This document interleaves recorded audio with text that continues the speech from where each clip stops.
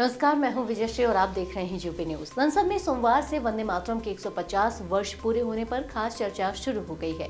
लोकसभा में इस बहस की शुरुआत प्रधानमंत्री नरेंद्र मोदी ने की और मंगलवार को राज्यसभा में भी इस मुद्दे पर बहस होने की संभावना है।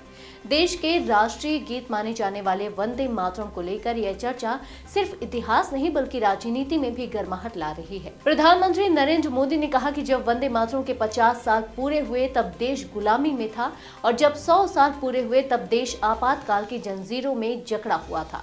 पीएम मोदी ने इसे गौरव को पुनः स्थापित करने का अवसर बताया। उन्होंने कहा कि यह गीत 1857 के विद्रोह के बाद अंग्रेजों के जुल्म के समय लिखा गया और यह हिंदुस्तानियों की आवाज और आंदोलन की ताकत बना। वंदे मातरम का जब 50 वर्ष हुए तब देश गुलामी में जीने के लिए मजबूर था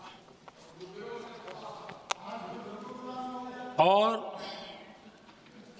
वंदे मातरम के 100 साल हुए तब देश आपातकाल की जंजीरों में जकड़ा हुआ था।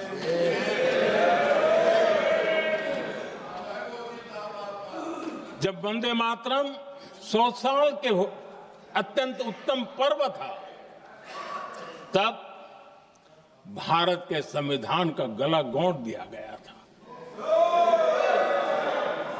जब वंदे मातरम 100 साल का हुआ तब देशभक्ति के लिए जीने मरने वाले लोगों को जेल के सलाखों के पीछे बंद कर दिया गया था। पीएम मोदी ने कांग्रेस पर बड़ा आरोप लगाया। उन्होंने कहा कि 1937 में वंदे मातरम के कुछ अहम हिस्सों को हटा दिया गया और इस समझौते ने आगे चलकर विभाजन के बीज बोए। उन्होंने सवाल किया, इतना बड़ा अन्याय क्यों हुआ और किसके दबाव में हुआ? इन आरोपों के जवाब में कांग्रेस और विपक्ष ने कड़ा पलटवार किया।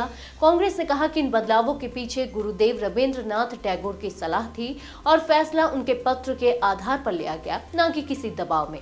कांग्रेस नेताओं ने कहा कि प्रधानमंत्री इतिहास को राजनीतिक रंग दे रहे हैं।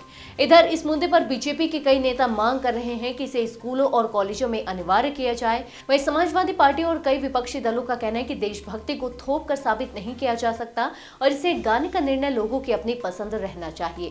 प्रधानमंत्री मोदी ने चर्चा के दौरान बताया कि आजादी के दौर में वंदे मातरम गाने पर लोगों को जेल, जुर्माना और कोड़ों की सजा दी जाती थी। बंगाल में प्रभात फेरियों के दौरान बच्चे ने इसे गाया और अंग्रेजों की नाक में दम कर दिया। उन्होंने कहा कि अंग्रेजों ने जब 1905 में बंगाल विभाजन किया तो यह गीत चट्टान की तरह विरोध में खड़ा रहा। लोकसभा में सोमवार को 10 घंटे की इस ऐतिहासिक बहस की शुरुआत हो चुकी है। सरकार की ओर से रक्षा मंत्री राजनाथ सिंह और अनुराग ठाकुर इसे आगे बढ़ाएंगे। विपक्ष की ओर से गौरव गोगोई, प्रियंका गांधी और कई सांसद अपनी बात रखेंगे।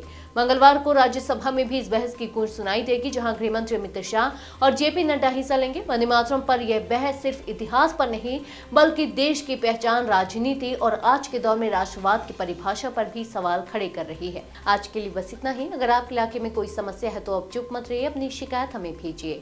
यूबी न्यूज आपकी आवाज को जिम्मेदारों तक पहुंचाएगा, निष्पक्षता और गोपनीयता के साथ। यूबी न्यूज, जनता की आवाज, जनता की ताकत।